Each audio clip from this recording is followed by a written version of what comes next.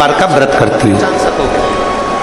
कौन कौन ने करा था सावन के सोमवार का व्रत? संसार में जन्म लेने वाला हमने भी करा था, तो हम भी उठा। पहचान नहीं सकता, ठीक है, जान नहीं सकता। आप लोगों ने व्रत किया ना? आप जब टीवी अब आप में से आपको मालूम और हम में से कई माताएं बहन भाई ऐसे होंगे जो व्रत करे होंगे, तो उन्होंने एक टाइम फलाहार किया होगा, एक टाइम जम के बोलो शिव की निंदा भोजन किया होगा।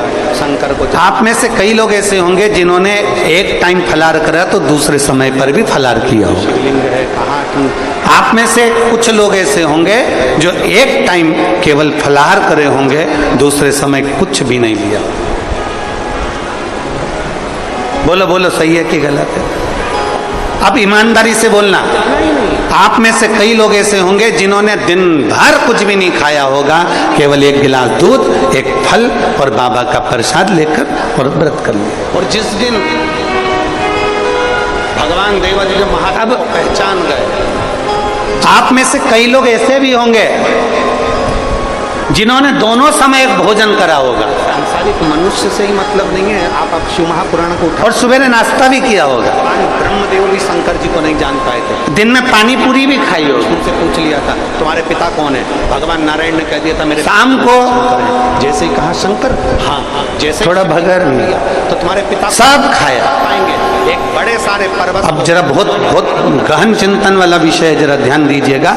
एक व्रत करा, एक टाइम भोजन, एक टाइम फलाहार, एक ने व्रत करा दोनों समय फलाहार, एक ने व्रत किया कि मैं कुछ नहीं खाऊंगा, एक फल, एक गिलास दूध, एक ने सब कुछ खाया, मतलब दिन भर भोजन कर,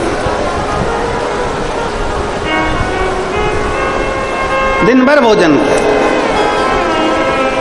अब जो एक समय फलाहार कर रहा है वो भी शंकर का भगत है, जो एक दोनों समय फलाहार कर रहा है वो भी शिव का भगत है, जो एक फल ले रहा है और एक गिलास दूध ले रहा है वो भी शिव का भगत है, और जो दोनों समय भोजन कर रहा है वो भी शिव का भगत है। अब शंकर जी से पूछा जाए कि इनमें से तुम मुक्ति किसको दोगे? प्राण तो यहाँ तक इनमें से तुम मोक्ष किसको दोगे कि आपका कोई काम अटक रहा, इनमें से सबसे पहले तुम किसकी सुनोगे? बहुत परेशान, किसकी सुनोगे? बहुत थक गए उस काम के लिए।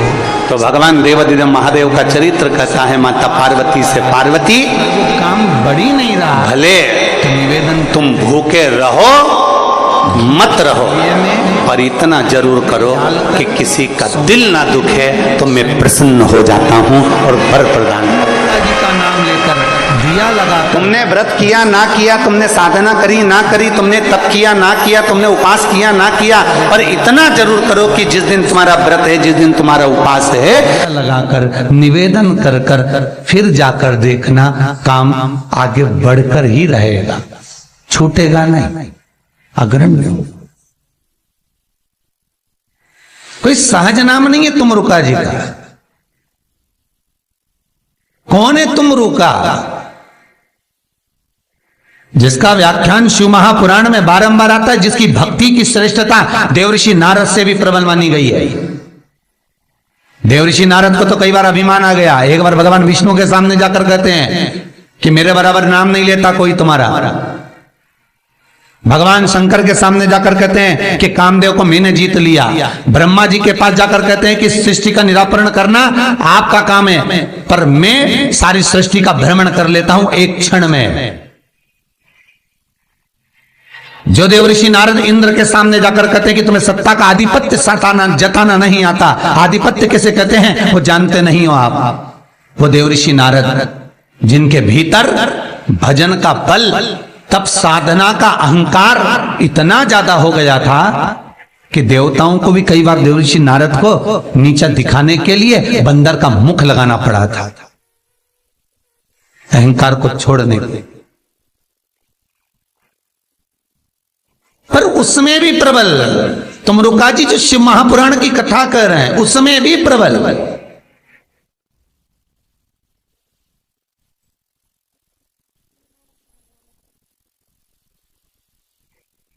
जिनका नाम मात्र, पहले भी कहा, जिस नारी का गर्भ ना ठहरे, रजस्वला धर्म का 7वां दिन, जब नारी 6 दिन तक काम ना करे, 7वां दिन रजस्वला धर्म का सफेद आंकड़े की जड़ को बुलवाकर उसको शंकर भगवान के शिवलिंग पे से तुमरुका जी का नाम लेकर 21 बार घुमाकर कमर में लाल धागे में बांध ले।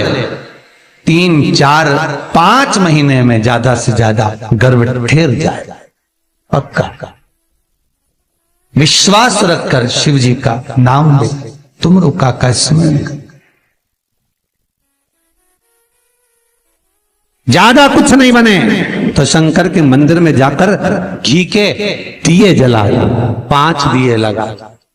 और ज्यादा कमी पड़ रही हो धन की, संपदा की, सत्ता की, कोई प्रॉपर्टी, कोई दुकान, कोई धंधा पानी नहीं चल रहा, बहुत कष्ट में हो, बहुत तकलीफ में हो, तो महाराज 108 चावल के दानों को केसर में भिगोकर, केसर के पानी में केसरिया कर कर, पकाना नहीं है, पकाना नहीं, उसको कच्चा चावल केसर में भिगोकर 108 दाने शंकर को मध्य रात्रि में, शिवरात्रि के दिन सूर्यास्त के बाद, रात के 12 बजे से पहले कभी भी शंकर को चढ़ा दो, समर्पित कर दो।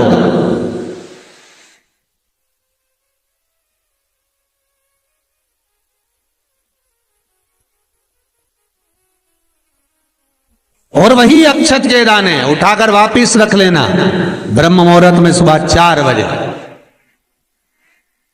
बस फिर बाबा पे सौंप देना। जितनी शिवरात्रि आती जाएंगी उतना धन बढ़ता चले जाएगा। बाबा पर संपूर्ण इतने उपाय हैं और सारे उपाय यहीं से बताए जाएंगे, नीचे से कुछ नहीं। नीचे उतरने के बाद हमें कोई मतलब ही नहीं, हम क्या बोले ना बोले हमें उससे मतलब नहीं। ये व्यासपीठ श्री सुखदेव जी की है, ये व्यासपीठ श्री व्यास जी महाराज की है, ये व्यासपीठ श्री सूत जी महाराज की है, और ये व्यासपीठ इन सबसे पहले मेरे देव अधिदेव महादेव की है, जिन्होंने अमर गुफा में अमर कथा माता पार्वती को श्रवण कराई थी। बाकी के तो सुखदेव जी, व्यास जी, सूत जी, ये सब बात के, पर सबसे पहला वक्ता मेरा शिव है।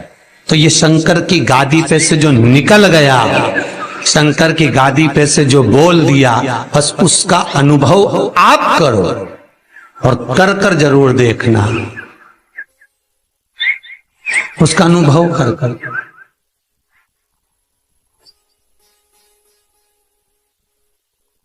सुबह 6:42 पर इंदौर से किसी बहन का फोन था, रोते हुआ आया था।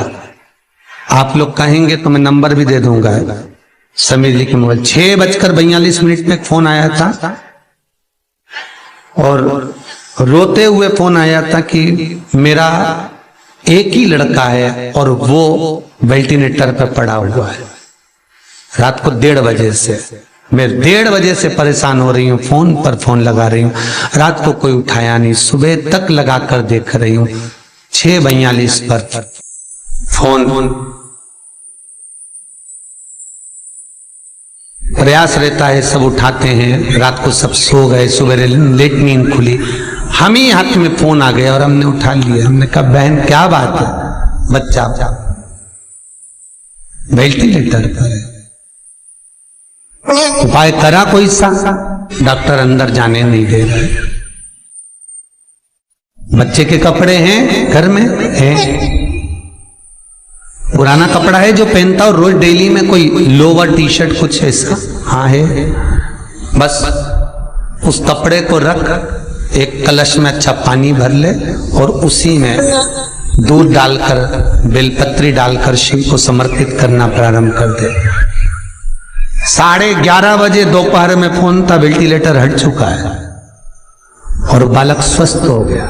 करना आपको है, हम तो केवल बता सकते हैं, और वो भी ये शिव महापुराण में जो लिखा होगा, स्कंद पुराण में जो दिया होगा, इन पुराणों में जो होगा वो बताना है, इससे हटकर कुछ नहीं। ऐसी फालतू बातें ढेर सारी तो बताने वाले ढेर सारे पड़े। पत्रिका दिखाने जाओ, तुम्हारे ऐसा कर देंगे, वास्तु शास्त्री के पास जाओ, ये पाइप बदल दो, ये कमरा बदल दो, ये जगह बदल दो, किसी के